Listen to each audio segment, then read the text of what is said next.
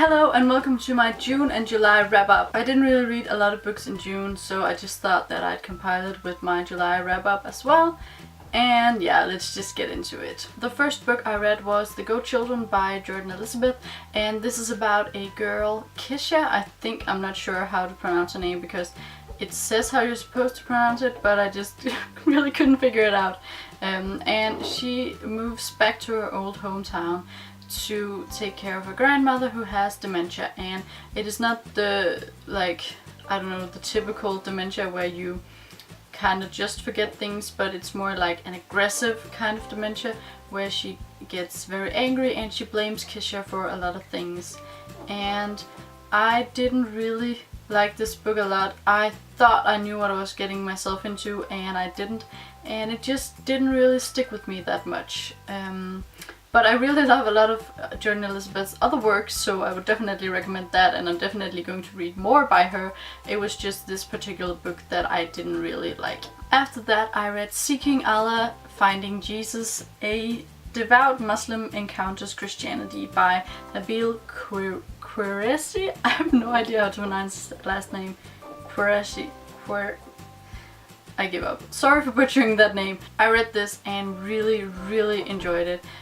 This is about a Muslim, of course, who seeks Allah and finds Jesus because his best friend is Christian, and they have a lot of debate and discussion about Christianity and Islam and what is right according to the Bible and what is right according to the Quran. And it was really interesting because it has a lot of arguments on both sides, and that was really interesting for me to have someone who actually grew up a Muslim who can give all the good arguments from that point of view, but who now is a Christian and can give all the good points from that kind of point of view as well. So that was really interesting, and I really enjoyed it and would recommend it to everyone. It's coming out in Danish soon as well, so look forward to that if you want to read in Danish. And yeah, of course it's out in English, and yeah, really want to recommend it to you. Then I read A Little Girl's Gift by Lawrence Elliott. This is something that really happened. It's about a little girl who gets very ill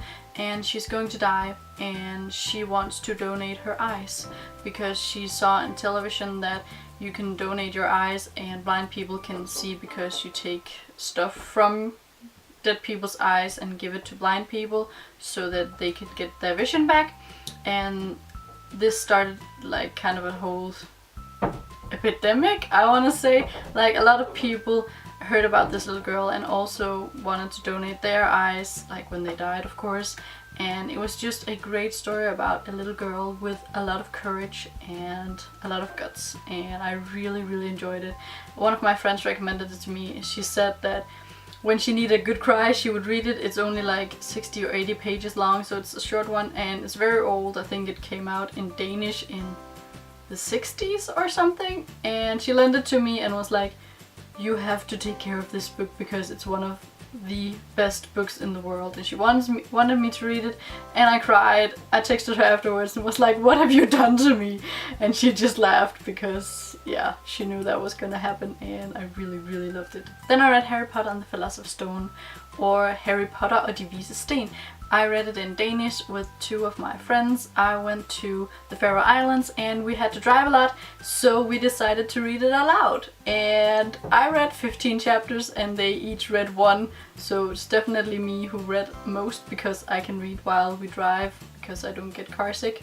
So they drove and I read, and it was an amazing time and I really loved it, and of course I gave it 5 stars because it's Harry Potter. Then I read Kindred Spirits by Rainbow Rowell, and this is a short story about a girl who wants to see the new Star Wars movie. She waits in line a couple of days with a couple of other guys, and it's just fun and cute, and you have to read it. Then I read The Esther Trilogy by Paul Hoffman, and these are 3 books in Danish. The first is The Moon in Persepolis, then The Stars in Ecbatana, and then The Sun in Sais. And I have a lot of thoughts and feelings on these books.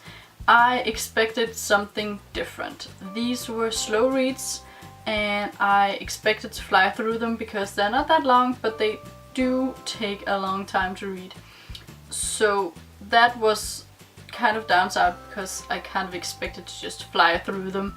And then I felt like the first one was really great at kind of setting the mood and figuring out what time are we in and how would it have been and stuff like that. And then the second, I really enjoyed the second book because that is more of like the story you get from the Book of Esther in the Bible, and that is like basically almost the entirety of the Book of Esther in the Bible that is in the second book. And then the third, I really it just bothered me because it was written like a letter, like a lot of years after what takes place in the Book of Esther in the Bible, and it was very hard to keep track of, and I just didn't really like it.